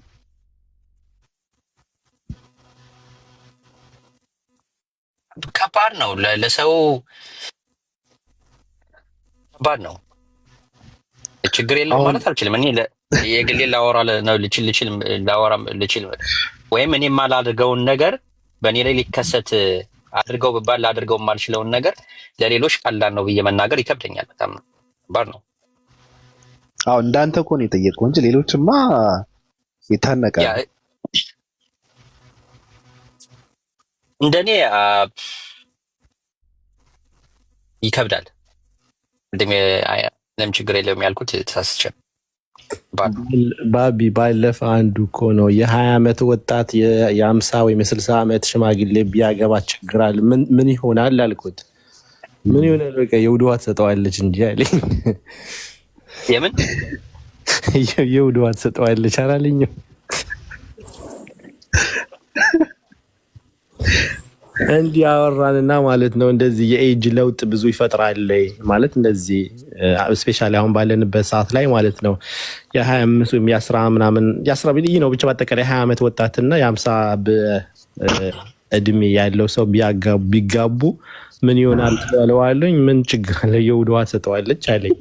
ማለት ለቃ አይሄድም እያለኝ ነው ልጁ አነጋገሩ ማለት ነው። ያሚን እኔ እንጃ ያው የሴትና የወንድ አመለካከት ይለያል። ሴቶች በብዛት በእድሜ የሚበልጣቸው ወንድ ማግባት ደስ ይላቸዋል። ምን አክል ጋፕ ነው ያው ብዙ ጊዜ ወንድ ግን ትንሽ በእድሜ ብታንሰው ደስ ይለዋል። ግን ከሱ በላይ ደግሞ አገባ ማለት ደግሞ ችግር አለ ማለት ግን አይደለም። እንደውም ብዙ ወንዶችም አሉ ትንሽ በሰል ያለች ልጅ ብለው የሚፈልጉ አሉና ያ ሁሉም እንዳመለካከቱ ነው። በአጠቃላይ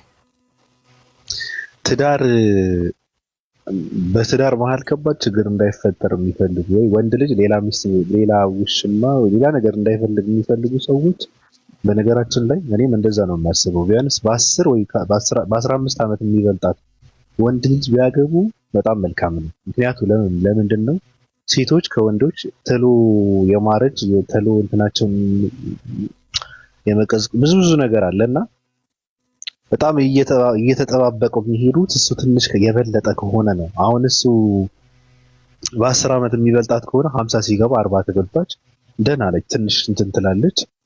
ያው 60 ሲገባ ደግሞ 50 ስትገባ ደህና ነች። 30 ሲሆን 20 ነች። በቃ ቅምጥል፣ በቃ ምንም ችግር የለውም። ችግሩ ግን ምንድን ነው? እኔ አሁን እየተጀናጀንኩ ያለሁት የ50 ዓመት ጎልማሳ እናት ነው። እና ምንድን ነው የሰዎችን ሀሳብ ያስፈልገኛል። ነገሩ እንደዛ ጥሩ ነበረ። መበልጣትን ባገኝ በ10 በ15 መበልጣት ባገኝ መልካም ነበረ። ግን እድሌ በጣም እንትን ነውና የወደኩት የ50 ዓመት ጎልማሳ ሴት ነው። ግን የሆነ ሰዓት ላይ ሾጥ ያደርገኝ የማስበው ምንድን ነው? አይ እኔ የፈለኩትን መሆን እችላለሁ። እርሶ ጋር ስገባም ስወጣም እርሶ ምንም አይሉም።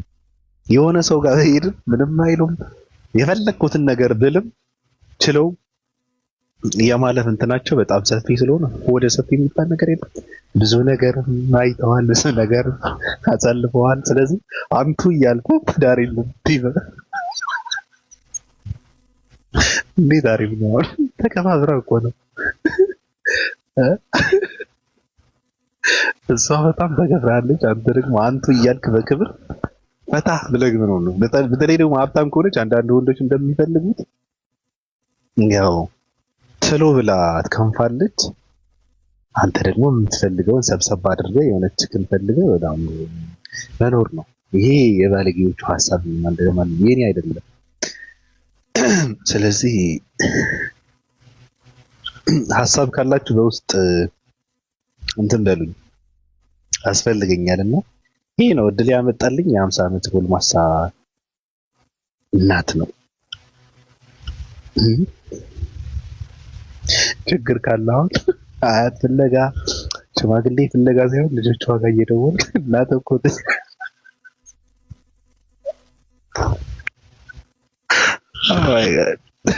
ከባድ ነው። እንደዚህ ያደረጉ ሰዎች አሉ። በነገራችን ላይ ይሰቀጥጣቸዋል። በጣም ትልልቅ ልጆች አሏቸው፣ ሚስት ያገቡ ሰዎች አሉና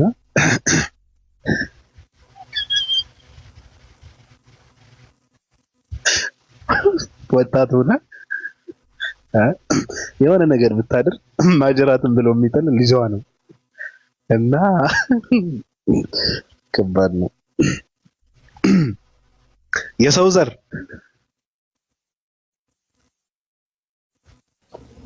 ሰላም ነው ባቢ። ሰላም ብያለሁ።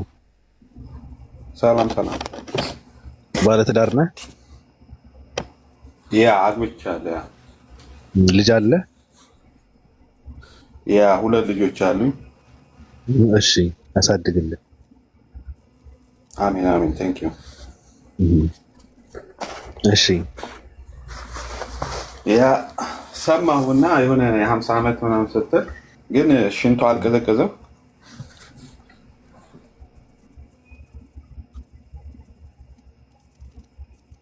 ፍሪጅ ውስጥ ልትከተው ነው? አይ እና እንደዛ ማለት ሳይሆን የሆነ ቅድም ያነሳኸው እድሜ ያነሰ ምናምን የምትለው ጥሩ ሆኖ ሳለ የምትበልጥ ግን አዶንት ቲንክ ሶ ወርክአውት የሚያደርግ አይመስለኝም። ምን ማለትህ ነው? ሽንቷ አልቀዘቀዘም እንትኑ ማለት በዚህ ሰዓት እሷ ቀዝቀዝ ትልብሃለች ማለት ነው። ትበላ ታዲያ ምን አገባኝ ትቀዘቀዝ። ኦኬ ለነገሩ የምትሄድበት ጎን ነው ወሳኙ። ግን ያው በትዳር ረክቶ ምንም ጎል የለም። ግን ምንድነው ሽንቷ አልቀዘቀዘም ብለህ ስትል ምንድነው? አንተ ሚስት ያገባው ሽንቷ አልቀዘቀዛለች ማለት ነው። አንተ ምናልባት በዚህ ሰዓት እንትን ልትሆን ትችላለህ፣ ሀጥ ልትሆን ትችላለህ። እሷ የቀዘቀዘች ትሆናለች ማለት ነው። ምኗ ነው የሚቀዘቅዘው? እኮ ሽንቷ የመቀዝቀዙ ምን ትርጉም አለው ነው? አባባል ነው። just a figure of speech ቀዝቅዛለች ለማለት ነው። እሷ ምኗ ነው የሚቀዘቅዘው? የእሷ እንዳለ ሞራሏ ሁሉ የቀዘቀዘ ነው በዚህ ሰዓት። አንተ ምንድን ነው ሞራሏ የሚቀዘቅዘው ደግሞ? ሞራሏ እንዴት ይቀዘቅዛል? የ50 ዓመት ሰው እንዴት ሞራል ይቀዘቅዛል? ኦኬ that's misunderstanding. I'm sorry. ትርጉሙ ታውቀዋለህ አንተ? ሽንት መቀዝቀዝ ማለት አላውቀውም። ትነግረኛለህ? አታውቀውም? ትነግረኛለህ አንተ እኮ መጠቀም የለብህም። እሺ ሶሪ።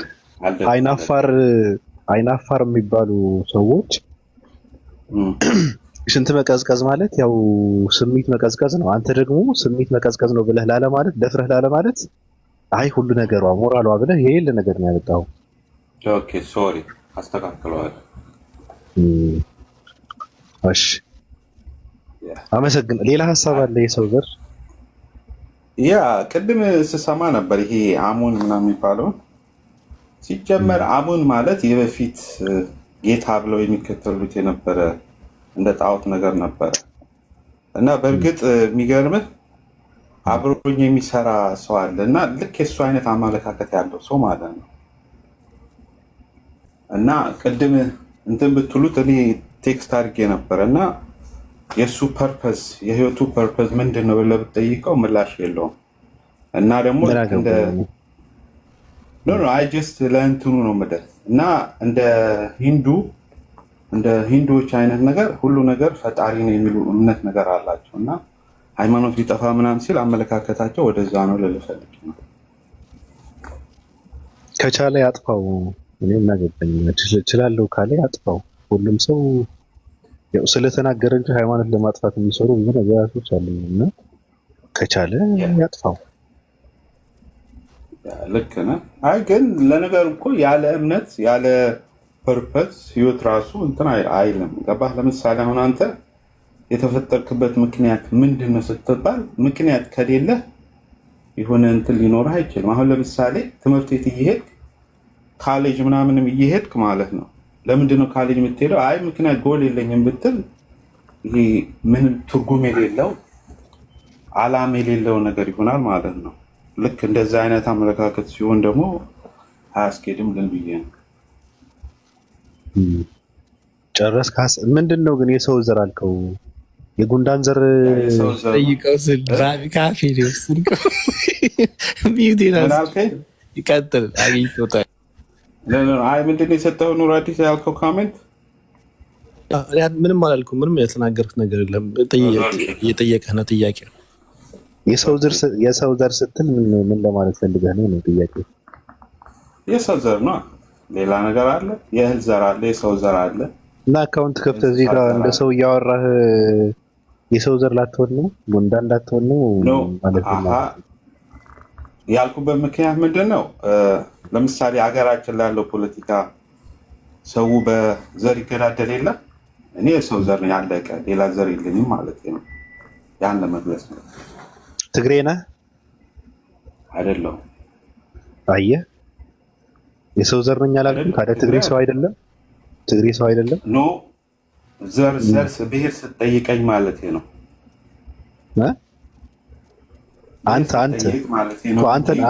አንተን እኮ ነው የጠየቅኩህ። ኦኬ የሰው ዘር ነኝ እኮ። ትግሬ ነህ ወይ? የሰው ዘር ትግሬ ነህ? ትግሬ መሆን ይችላለሁ፣ ችግር የለውም። እሱ በምንድን ነው የምትሆነው? የሰው ዘር ስለሆነ። በሰው ትግሬ የሰው ዘር ስለሆነ ማለት ነው። በሰው በሰው ዘርነቴ የሰው ዘር ነው። ትግሬም የሰው ዘር ነው፣ እኔም የሰው ዘር ነው።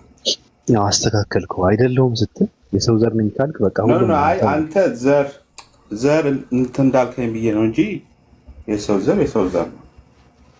ራስህን መከለል የለብህም።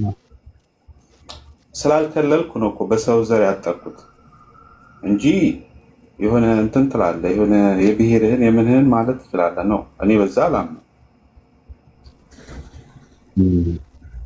ኢትዮጵያ ለወደፊት ምን የምትሆን ይመስላል? አም ኦፕቲሚስቲክ የሆነ እንትን ለውጥ የሚኖር ይመስለኛል። ተስፋ አደርጋለሁ። የሚያመጣው ሰው ነው፣ የሰው ዘር አይደለም። የሚያመጣው ለውጥ የሚኖር ይመስለኛል። ማን ላይ ነው ተስፋ የጣልከው አንተ? ፈጣሪ ላይ ነው። ሌላ ማን ላይ ተስፋ አለ? ፈጣሪ ላይ ነው። ፈጣሪ ለውጥ እንዲያመጣ ነው እየጠበቅ ያለው። ያ እሱ ሌላ ማን አለ? ዘረኛ ነህ ይለኛል አንዱ ከታች እና ምን ማለት ነው ዘረኛ ነህ? ዘር አለህ እያልከኝ ነው? ዘርም አለኝ እኔ ድንጋይ አይደለም ከተራራ አልተፈለቀልኩ። ምን ማለት ነው? ስቧደን አላየኝም። እኔ ዘረኛ ነህ ከሆነ ምን ያላቀም ምን ማለት ነው? አይገባኝም ራሱ ዘረኛ ነህ ምን ማለት እንደሆነ። ራሳችሁ ለሰው ስም ትሰጡና ከዛ ደግሞ ለምን ማለት የለብህም የሚባል ነገር አለ። ብሔር አላምንበትም። እኔ ብሔር ሀገር እንደሆነ ነው የማውቀው። ብሔር የሚባለው ይሄ አብርሽ ና እስኪ ግባ። አንድ ባህል ያለው አንድ አይነት ቋንቋ ተናጋሪ ምናምን የሚባለው ነገር እኔ ጋር አይሰራም።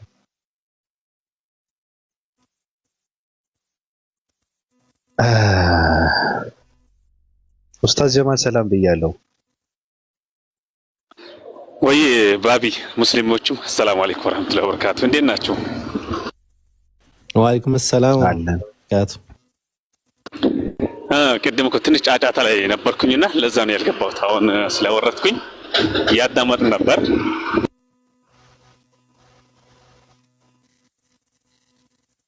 መቼም ትንሽ ስራ ያስቸጋሪ ነውና የእግር ጉዞ ይበዛበታል። ትንሽ ስለ ጋብቻ ባነሳችሁ ላይ ምናልባት ትንሽ ነገር ብል ደስ ይለኛል። እሺ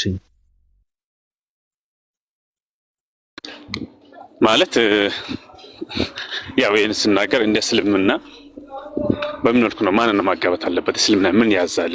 ግዴታ ነው ወይስ አይደለም የሚለው ነገር አንደኛ ደረጃ ያው በእርግጥ ሁሉም ሰው የወደደውን የፈለገውን የማግባት መብት አለው ወይስ የለውም እንደ ሰውየው ነው የሚወሰነው። ነገር ግን አላህ Subhanahu Wa Ta'ala ምን ይላል? ያ አዩሃ الناس إنا خلقناكم من ذكر وأنثى እናንተ ሰዎች እኛ ከወንድና ከሴት አድርገን ፈጠርናችሁ ነገር ይባጀት ይችላል።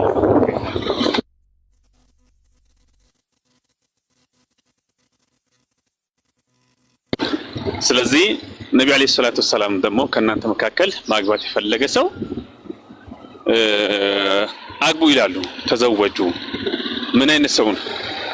እንደው ማለት ያላገባች ሆነ ድንግል የሆነችን ወጣት መውለድ የሚችለውን አግቡ ይላሉ። ይሄ የሆነበት ምክንያት ምንድነው ከተባለ ጥሩ ትውልድ ለማፍራት ነው። አሁን ልጅን የምንወልድበት ዓላማው ለምንድን ነው ከተባለ አንደኛ ደረጃ ሃይማኖትን በስነ ምግባር ተምሮ የሚያስተምር ቀርቶ የሚያስቀራ ለራሱ ተጠቅሞ ማለት ነው ለቤተሰቡ፣ ለአካባቢው፣ ለሀገሩ ብሎም ለዓለምም የሚረዳ ትውልድ ለማፍራት ነው። አንዳንዴ ምናልባት ባልና ሚስት ሲጋቡ የሚጋቡትን ዓላማ ባለማወቅ ዝም ብሎ ስሜታቸውን ለማርካት ብቻ ይደረግና ከዛ በኋላ እንደገና ያ ትዳራቸው ሀይጥና ድመት የሚሆኑበት አጋጣሚ አለ።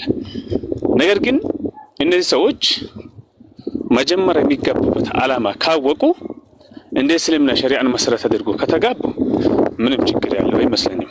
ቅድም ግን የሆነ ጥያቄ ጠይቀ ነበርና እኔም ከታች ችግር የለውም እያልኩ ነበር። ለምሳሌ በእድሜ እጥፍ የምትበልጠውን ሴት ቢያገባ ችግር አለው ወይ? ለምሳሌ እንደው የ25 ሆኖ የ50 ዓመት ቢያገባ ይሄ ምናልባት እንደ ግለሰቡ የሚከብደው ይመስለኛል። ግን እንደ ሸሪዓ ይከለከላል ወይ ሳይከለከል والله አለም። ነብዩ አለይሂ ሰላቱ ወሰለም በነገራችን ላይ ለመጀመሪያ ጊዜ ኸዲጃን ሲያገቡ የእርሳቸው እድሜ ስንት ነው? 25 ነበር። የእሷ ደግሞ 40 ነበር። ቢያንስ በ20 ዓመት ትበልጣቸው ነበር ማለት ነው። እጥፍ አልነበረም ግን። ስለዚህ ትዳርን እንዳንፈራ፣ ትዳር ማለት ጋሻና መከታ ነው ለሁሉ ነገራችን። ትልቁ ዩኒቨርሲቲ ማለት ነው በነገራችን ላይ ሀታ የፈጣሪን ትልቅነት እናስታውስበታለን። ለምሳሌ እንበልና ከተጋቡ በኋላ ልጆቹን በሚወልዱ ጊዜ እነዛ ልጆች ባባ ማሚ በሚሉበት ጊዜ የሚሰማ ስሜት አለ። የራሱ የሆነ ተጽዕኖ አለው። የሚገርም ነገር እነዚህ ልጆች እንኳን አግኝቶ በአንተ ላይ መደሰታቸው ብቻ አይደለም አቶ ማለት ነው በአንተ ላይ ማልቀሳቸው ራሱ አባዬ ሲሉ የደስታ ስሜት ይሰማል። እነዚህ ልጆች እኮ ልጆቼ ናቸው። ፈጣሪ ነው የሰጠኝ። በምንድን ነው የሰጠኝ? በነፃ ነው የሰጠኝ። እነዚህ ልጆች ፈጣሪ በየሰጠኝ ኑሮ ቤተኛው ብሬ፣ ቤተኛው አቅሜ፣ ቤተኛው ወርቄ ነበር ላገኛቸው የሚችለው። የበለጠ ወደ አላህ እንድንቀርብ ያደርገናል። ነብዩ አለይሂ ሰላቱ ወሰለም በሐዲሳቸው ምን ይላሉ? ያገባ ሰው ኢማኑ ሙሉ ነው ቢባል 50% ነው ይላሉ። እምነቱ ማን ነው? ነገር ግን ካገባስ ኢማኑ ደካማ ነው ቢባል 50% ነው ይላል። ሙሉ ነው ከተባለስ 100% ነው ይላሉ። ለምን? ይሄ ሰውዬ ማለት ነው ካገባ በኋላ በትዳር ጉዳይ ላይ በሚያደርጋቸው እንቅስቃሴ ለወጪ ሊሆን ይችላል፣ ለእያንዳንዱ ነገር ሰደቃውንለታል አላህ ዘንድ ማለት ነው። ስለዚህ ኢንሻአላህ ሁላችንም እንደው ማግባትን አንፍረው። ትዳር በመሰረቱ ቀላል ነው ብለን የምንገባበት አይደለም፣ ከባድ ነው ብለን ደግሞ የምንርቀው ነገር አይደለም። ምናልባት ከፖይንቱ ከወጣውኝ ቀርታ እንግዲህ አይ ጥሩ ነው፣ ደስ ይላል። ያው ሀሳቡም የኔ ስለሆነ እኔ ተመችቶኛል፣ ደስ ይላልና ወስጄዋለሁ፣ ተቀብዬዋለሁ። አንድ ሰው በነገራችን ላይ እኔ ከሱ እንኳን ከሱ ወጥቻለሁ፣ ችግር የለውም። ሀሳቡ ተቀብዬዋለሁ፣ ግን እሱ ይበቃኛል። ግን እኔ በብሔርም በሀገርም አላምንም። በነገራችን ላይ እኔ ብሔር የለኝም። ማወቅ ስላለባችሁ ብቻ ነው። ምንም አይሰራላችሁም፣ ግን እኔ ብሔር የለኝም። ልሰግጥብህ እችላለሁ። እኔ ኦሮሞ ነኝ ካልኩ ምንም ልታደርገኝ አትችልም።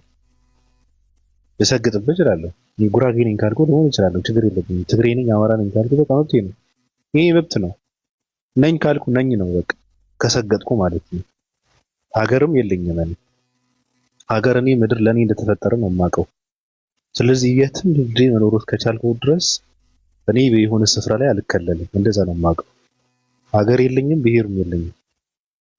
ማወቅ ካለባቸው ማለት ነው። እናንተ ተባደኑበት፣ ተጫረሱበት። ይሄ ብሔር የሚባለው ደግሞ ብሔር እኔ ብሔር የደደቦች ፍልስፍና እንደሆነ ነው የማውቀው። የመሃይማን ፍልስፍና ነው ራሱ ብሔር። እንዴት አድርገው ከፋፍለው መግዛት እንዳለባቸው የጠነሰሱት የነሱ ህግ ነው እና በእነሱ ህግ ውስጥ ደግሞ መገኘት መዳኘት አልፈልግም ማለት እዛ ውስጥ መሰገጥ አልፈልግም ማለት እና እኔ ሀገርም ብሔርም የለኝም። ያው የሆነ ሀገር ላይ ነው የተወለድኩት፣ እየኖርኩ ያለሁት የሆነ ሀገር ላይ ነው። ከሆነ ሰዓት በኋላ ደግሞ አልተመቸኝም ብዬ ሀገር ልቀይር እችላለሁ። በቃ አላምንበት። እንደዚህ ነው የምር ከልቤን ነው እየተናገርኩ ያለው። በተለይ ሀገር የሚባለው እኔ እንትን አለልኝ በሀገር በድንበር አላምንም። ምድር የኔ ነው በቃ እኔ እንድኖርበት የተፈጠረ ነው አለ በቃ እንደዚህ እንደሆነ ነው የማውቀው። ሮሃይና ወይ ባቢ እንዴት ነሽ? አላ አልሐምዱሊላህ። ሙስሊም ሰላም ነው አላ። እንዴት ነህ? ደህና ነኝ። እንዴት ነሽ? ደህና ነኝ አልሐምዱሊላህ። ሁሉ መልካም ነው? ሁሉም መልካም ነው። አንተ ጋርስ? እኔ ጋር ሁሉ ሰላም ነው። ገዛበር መስለን። አይ ለሰርግክ ያድርሰን። አቲ ኦሮሞቲ አና ኦሮሞዳ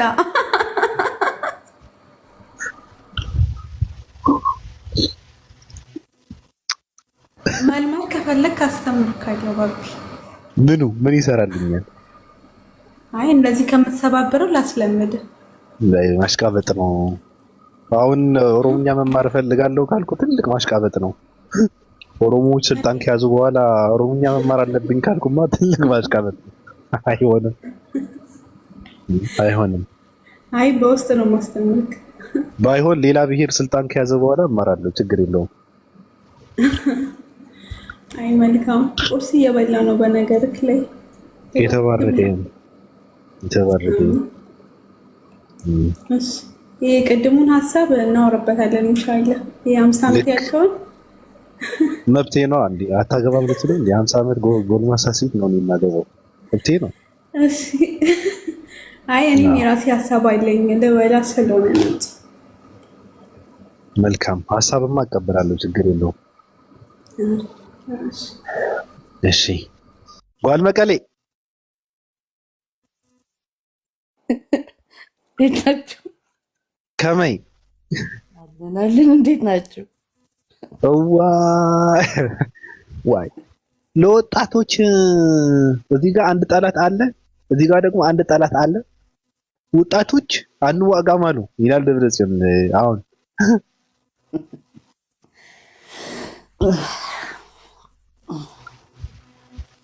ጦርነቱ ሊጀመር ነው አሉ።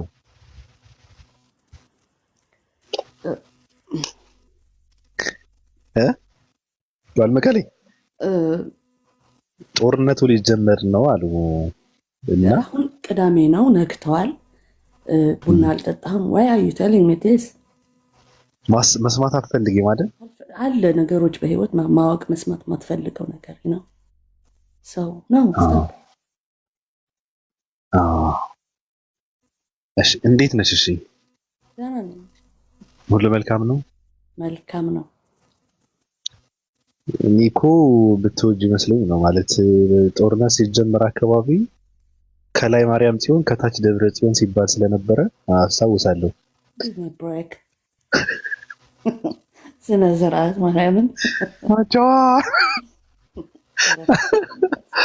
ከዛ ኦዋይ መቅጠም እንችላለን ምናምን ብለው ጀመረው ጦርነቱን። ከዛ እንትና በረሃ ውስጥ ገባ። ከዛ ሲወጣ ደግሞ ፀሐይ የመታው ጦጣ መስሎ መጣ።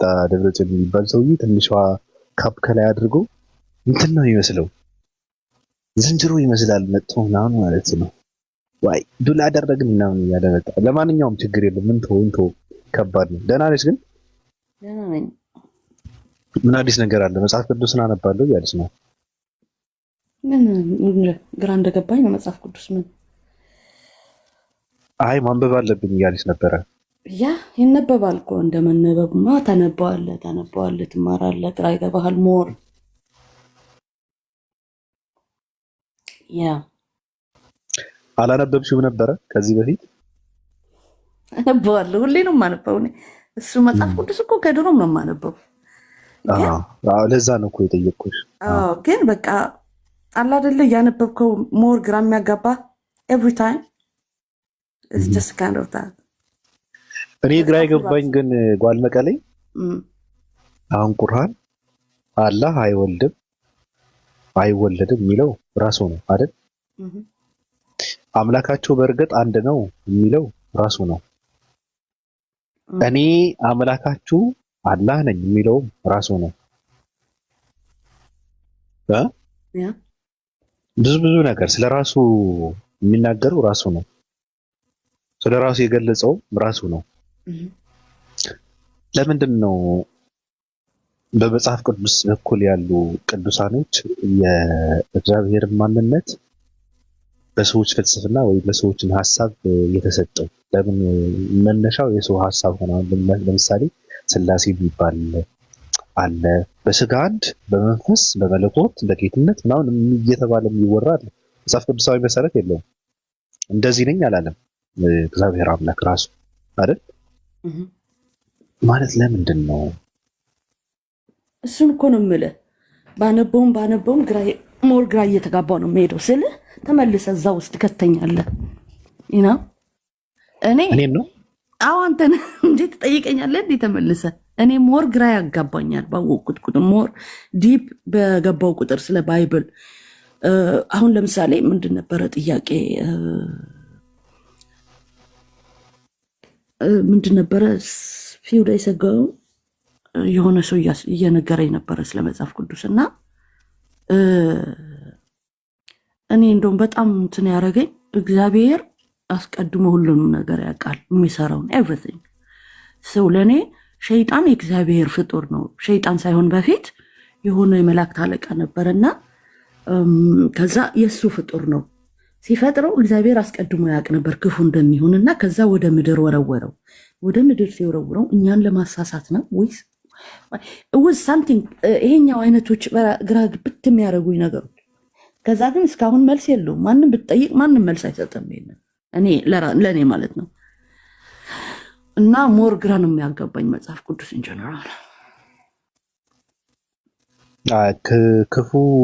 ክፋት ብቻ ሳይሆን ክፉ ስለሆነ ሰይጣን ብቻ ሳይሆን ክፋትን የፈጠረው ራሱ እግዚአብሔር ነው በመጽሐፍ ቅዱስ ከሆነ። ኤግዛክትሊ መጽሐፍ ቅዱስ ውስጥ እኮ እንደዛ ነው አይደለ? ክፋትን የፈጠረው ራሱ ነው።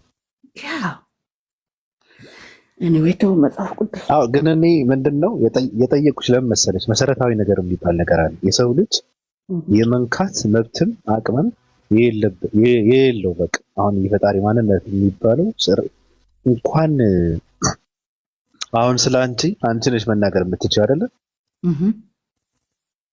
አይደል? አዎ ስለ አንቺ እኔ ልናገር አልችልም።